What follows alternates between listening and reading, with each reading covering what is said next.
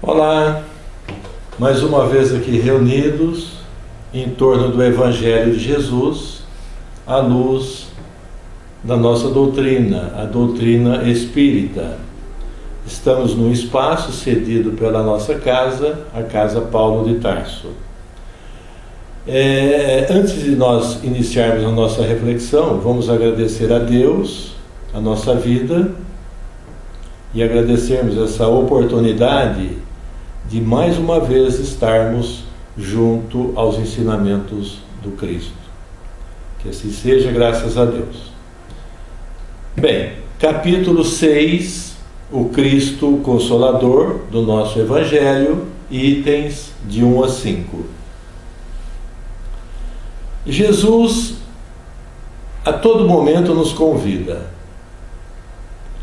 mas nessa passagem Jesus faz um convite especial. Ele faz um convite aos aflitos. E conforme nos conta Mateus, no capítulo 11, versículo 28 a 30, Jesus nos diz: Vinde a mim, todos os que andais em sofrimento, e vos achais sobrecarregados, e eu vos aliviarei. Jesus, nessa passagem, ele nos promete alívio e não a cura dos nossos sofrimentos. Por que ele não nos oferece a cura? Porque esses sofrimentos, eles são resultado dos nossos maus sentimentos, dos nossos maus procedimentos, né? E sendo assim, a cura depende de nós, os causadores. Jamais deveremos citar que os sofrimentos, esse ou aquele, ele é castigo de Deus. Não é verdade. Hoje nós somos consequência dos nossos atos dessa vida ou de vida anterior. Portanto, quando o fardo pesado das nossas expiações nos tocarem, quando as provas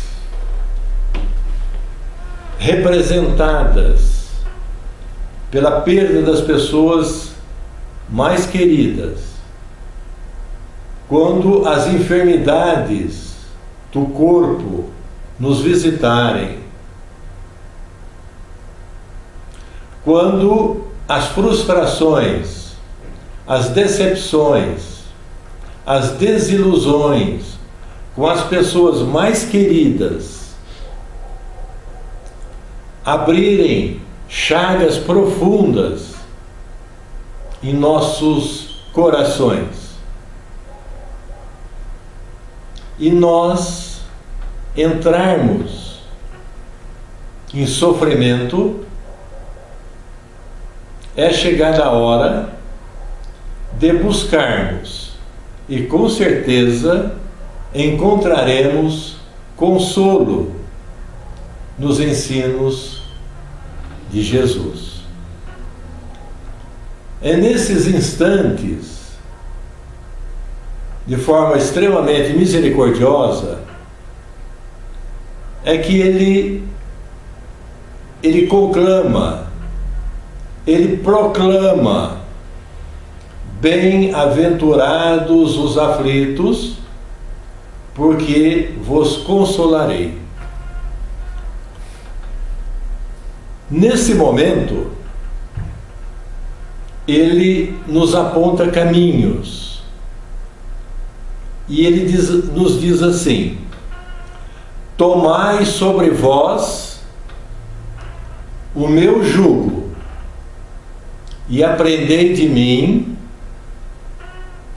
que sou manso e humilde de coração, e achareis descanso para as vossas almas, porque o meu jugo é suave e o fardo é leve.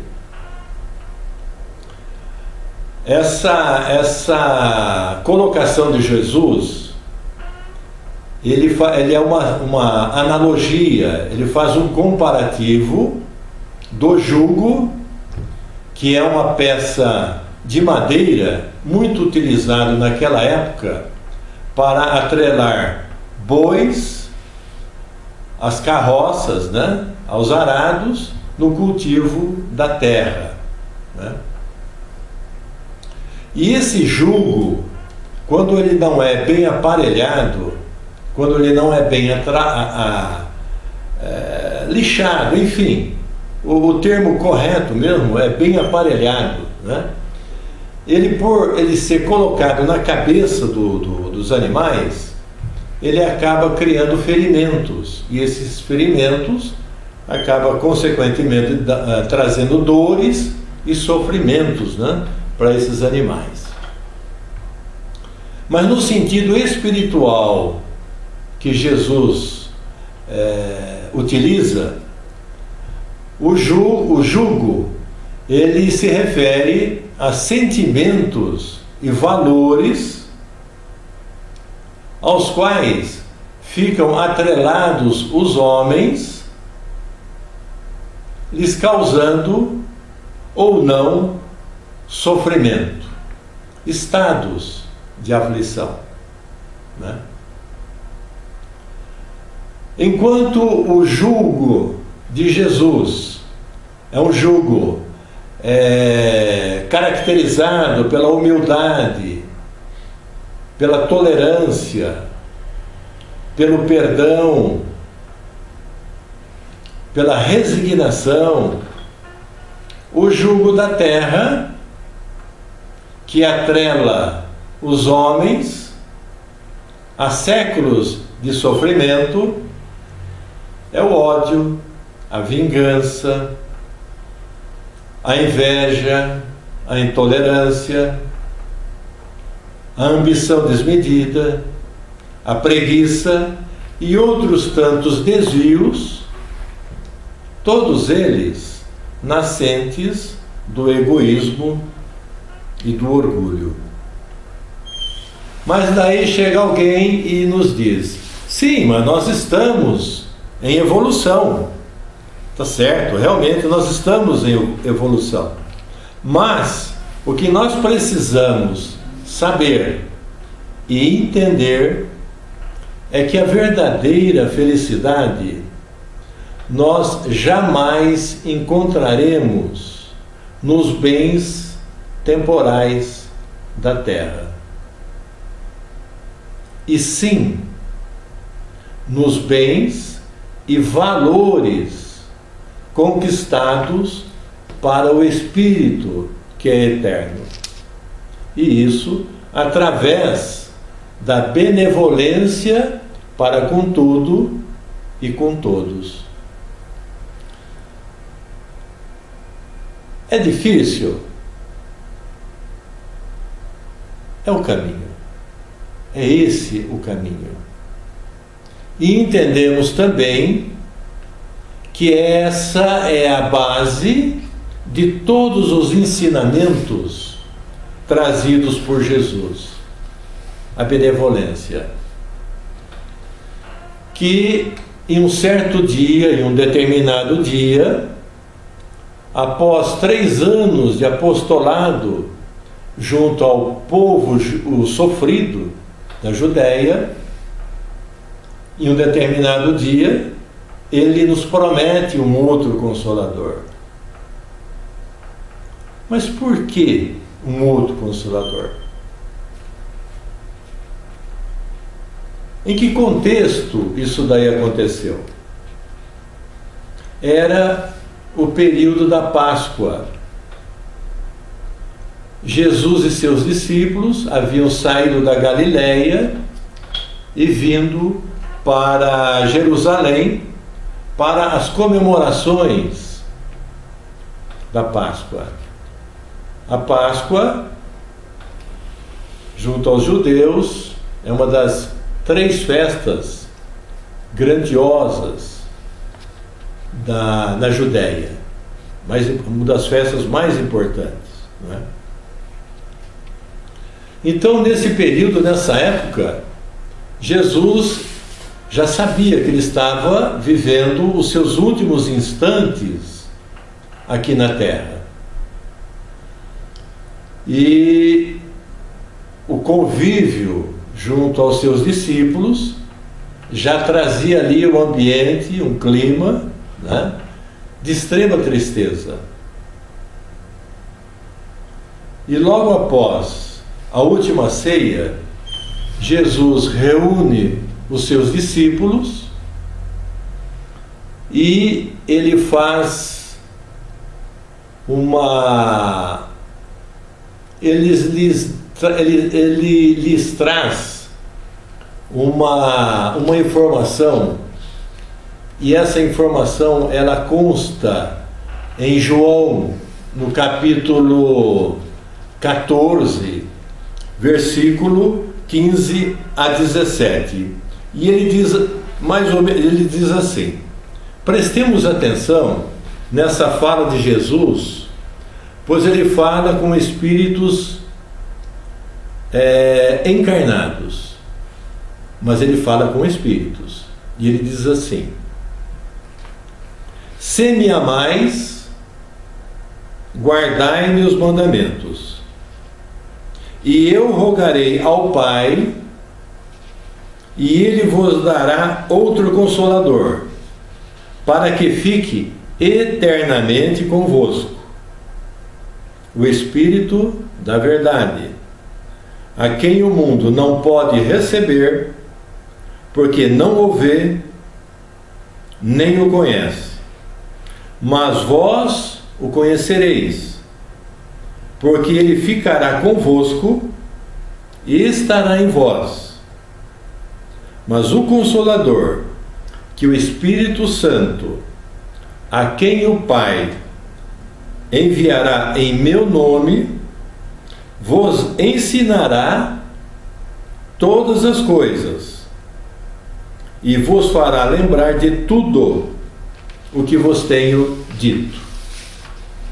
Vários séculos se passaram até que tivesse a época oportuna, o momento certo, para que uma pleiade de espíritos superiores, sob a orientação do Espírito da Verdade, passasse às mãos de Kardec, e Kardec nos entregasse a doutrina espírita, o Espiritismo, o Consolador prometido por Jesus.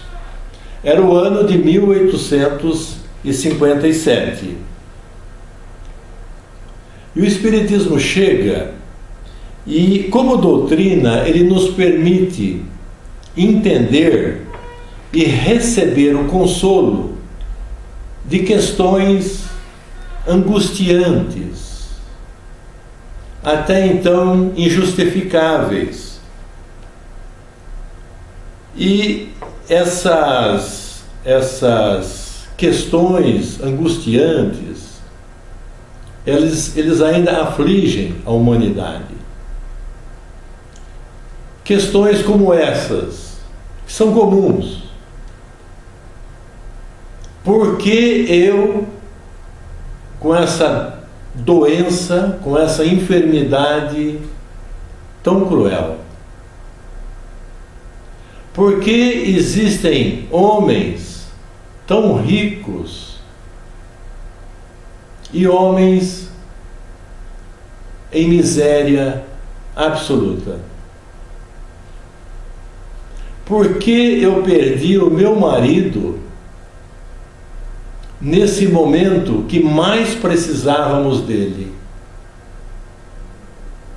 Por que eu perdi o meu filho tão jovem?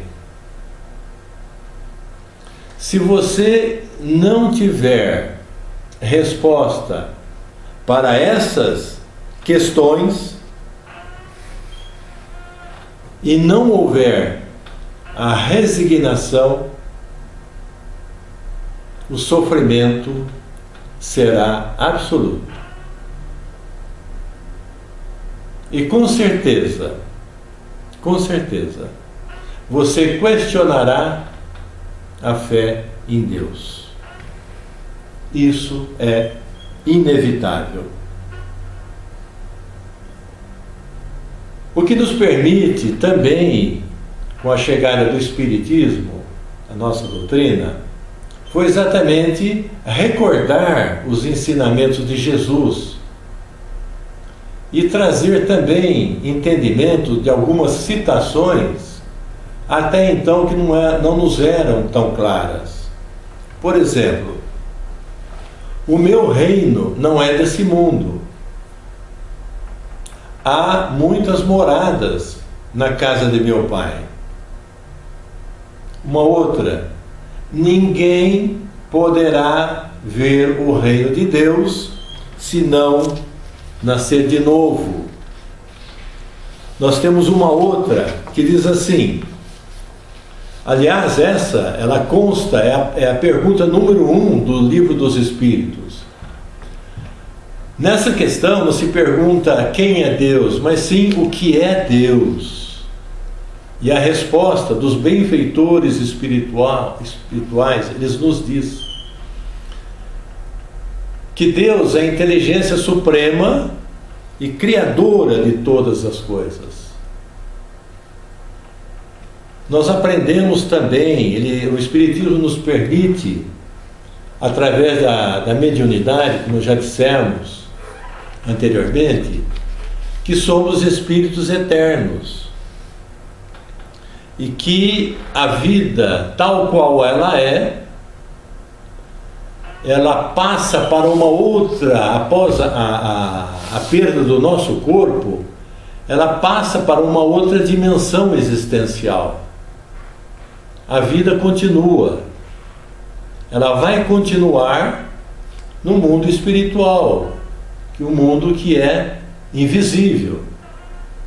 E nós não o vemos porque os nossos sentidos, os sentidos que temos hoje, nós não nos permite, nós não temos essa possibilidade, né, de termos essa visão.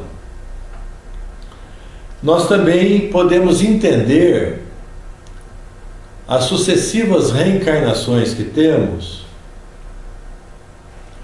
como sendo um instrumento divino de justiça social universal e um instrumento de evolução espiritual. Nós podemos entender a multiplicidade dos mundos em conformidade com o estágio de evolução, o estágio evolutivo que nós estejamos vivenciando. São as muitas moradas da casa do meu Pai, né? Referência feita por Jesus. Nós temos também e valorizamos extremamente a lei de causa e efeito, porque nós plantamos e colhemos. Se nós plantarmos o bem, nós colheremos o bem. Se nós plantarmos o mal, é o mal que nós colheremos. A verdade é que nós vivemos sempre um ciclo constante de plantio, tanto aqui na Terra quanto na pátria espiritual. É assim, é muito simples. O que nós podemos entender do Cristo Consolador e do Consolador prometido, de todos esses ensinamentos provenientes dos dois, nós tivemos uma citação do Espírito da Verdade é que ele sintetiza todos esses ensinamentos. Ele nos diz: amai-vos, eis o primeiro ensinamento. Instruí-vos, eis o segundo. Do que nós podemos entender, do que nós podemos concluir, o amor e o entendimento. Essa é a chave. Amor e entendimento. O amor, para tomarmos sobre nós o jugo de Jesus, que é a humildade, a tolerância, o perdão,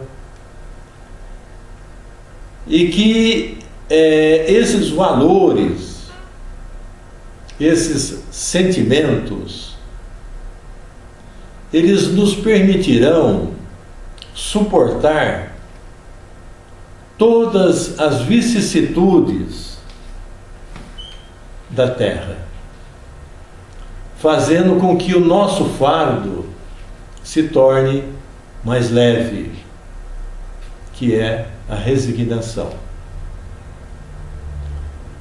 E o entendimento? O entendimento que nos é dado pelo Espiritismo, o nosso Consolador Prometido, que, conforme nos falou Jesus em suas citações, o Espiritismo nos daria o entendimento de todas as coisas. E dessa maneira, nos permitindo a fé e a esperança consoladora na vida futura. O que temos a declarar para nós finalizarmos essa nossa reflexão é exatamente valorizarmos a encarnação que nós estamos vivendo. Porque é uma oportunidade que nós temos de nos amarmos, nos entendermos.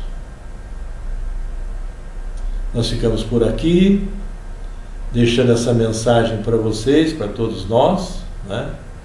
E Deus queira que nós nos encontremos numa próxima oportunidade. Muito obrigado. Um grande abraço a todos.